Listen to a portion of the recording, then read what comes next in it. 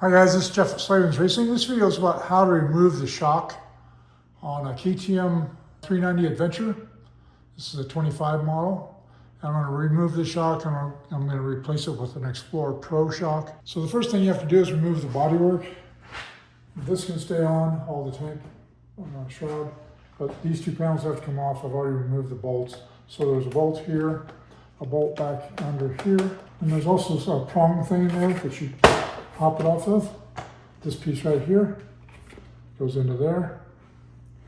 And then this piece back here goes into this grommet. That's all there is on that part of it. On this part, you have to remove this bullet bolt here. It takes an 8mm deep wall socket to do that. So you just remove that. That's what it looks like. And then there's two bolts here. Already got one on mount. And then this piece comes off. Now you've got full exposure to the shock.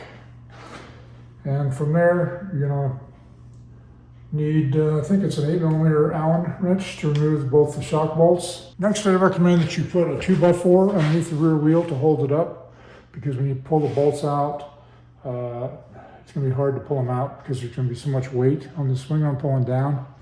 So I've already put a 2x4 under there, and that's gonna help down. It's gonna make it easier when I put the new shock in as well. From there, I wanna use a socket, an 8mm Allen socket, and an extension and a ratchet to pull this bottom bolt out of here. You could also do it with just a wrench like this. It's gonna take a while, but you can do it that way.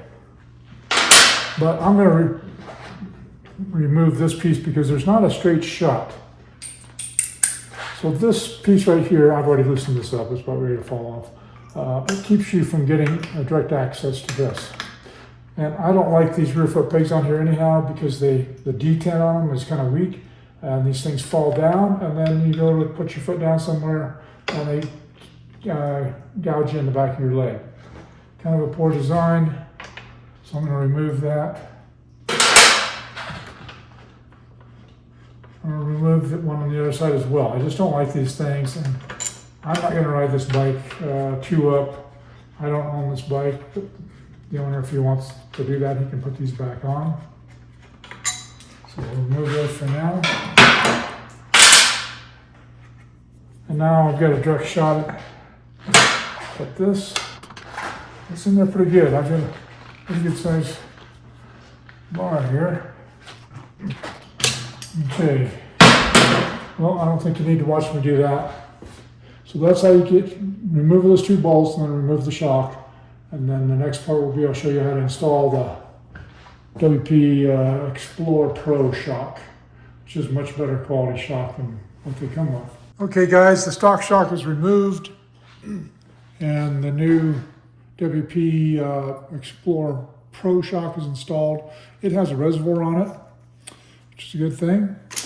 I'll get into more about that in just a minute. And I weighed the two shocks. You know, you would think that this one would be heavier, a lot heavier, because it's got a reservoir, it's got a nicer adjuster on it, and it's made out of billet, which is a little bit heavier. Actually, the stock one looks like it's made out of steel, so maybe that's the difference. But anyhow, the difference in the weight is only a tenth, 1/10 of a pound. So this shock is only a tenth heavier. Now, some guy posted that his was lighter. I don't know, I weighed this thing twice and I came up with a 1/10 heavier. So it also comes with this nice tool. And this tool, so it's got like a pin on one end, and that's designed to go into this adjuster here. You'd have to loosen it first right here with looks like about a 4mm. And then you can change the preload setting with this. And then the other end of this tool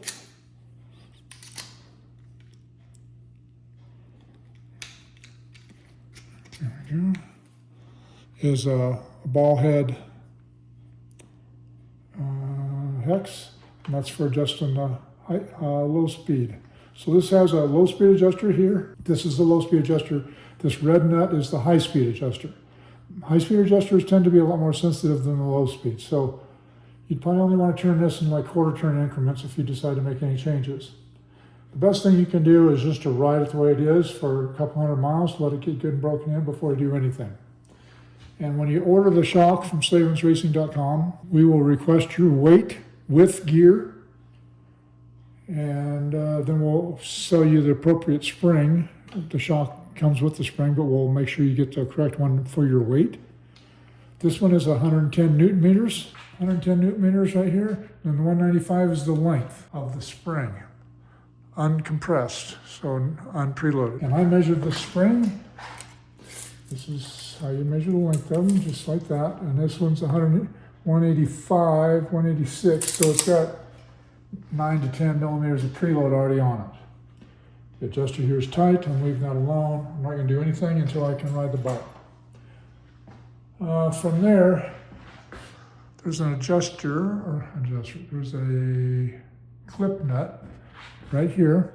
So this little connector here was just sitting right here had a little plastic mount that I broke, taking it out. And this will have to be relocated, probably up in here somewhere, and then zip tied. This clip nut came with it, and I just want you to see that there's a straight line here on the bottom, and then a notched area up here. The notch goes up so that you can get direct bolt access. And what's going to fit in there is this piece. So that's going to bolt right there. But this part right here, it's got a split to it. And that goes over the frame right here. Goes around the frame. Comes up here back by the wiring harness. And then there's a bolt provided that comes with it. And the reservoir fits into here. So the reservoir is going to end up sitting right there. All right, so that's what it's going to look like mounted up. There'll be a bolt here that came in with the shock. There's a couple of bolts that fit in here. They're really small 3 millimeter bolts, and mine only came with one nut. It needs 2 nuts. So I ran to Ace Hardware and found another nut. Actually, I bought a few of them. So be real careful when you install those. I'm going to try to get them started before I put the reservoir in there, and then rotate it up, and then tighten it the rest of the way. So just to show you once again, that just is going to slide up in there. Then there'll be a bolt in here. Then I'll tighten these 2 bolts here, and that will keep that in position. And then the plastic just fits right over it, the original plastic. Then I'm gonna tuck this in back behind the reservoir and zip tie it in there. This is a plug that you'll probably never use. I think that this is probably where they plug the computer in. I'm not sure, but doesn't really matter. It's basically a plug that you're not going to use much. So don't worry about it being behind the shock. If you do, or the reservoir, if you do need to take it off, it's just 1 bolt. So guys, I think it's a pretty slick setup. I'm anxious to ride it with that on there. The stock suspension leaves a lot to be desired on these bikes. It's very, very basic. And if you're beyond 165 to 185 pounds with your gear on, 165 to 185 with your gear on is the range that the stock spring is set for. And that's what this spring is set for, 110 Newton meters. The guy that owns this, he's in that range. So if you're lighter than that or heavier than that, then you're going to need a different spring. No matter if you're riding with this shock, some other brand of shock, or the stock shock. And then one thing is you should never, ever, never, ever, never, ever just change the shock spring. Guys do that all the time, throws the bike completely out of balance, pushes a lot of weight onto the front end, makes the front handle horrible. Just don't do that. If you're going to make a change to one end of the suspension, you have to do it to the opposite end. I don't care what kind of bike it is, I don't care what brand it is, what model it is, what application you're using it for, you always change both springs at the same time, never just one end, never. Okay guys, hope this helps you a little bit. I dug and dug on the internet to try to find some help on how this thing installs, and there's nothing that comes with the shock. They do give you a link to a manual website that I couldn't get to work.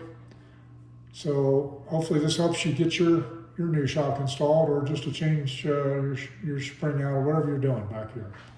So if you would, please like us on Instagram and Facebook, subscribe to us on YouTube. Definitely get out for some throttle therapy. That's all for now.